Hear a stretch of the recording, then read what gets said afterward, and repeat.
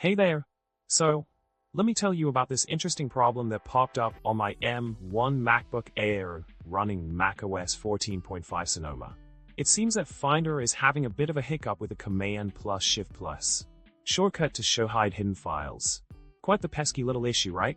Interestingly enough, this problem only started recently, and let me tell you, it's been a head-scratcher trying to figure out what's going on. Now, let's delve into the solution for this conundrum. Here it is. Control plus space is default for select the previous input source in system settings, keyboard shortcuts input sources. So, if you find that the input switching is overriding the shortcut in Finder, you might want to check that setting and perhaps hit the Restore Defaults button.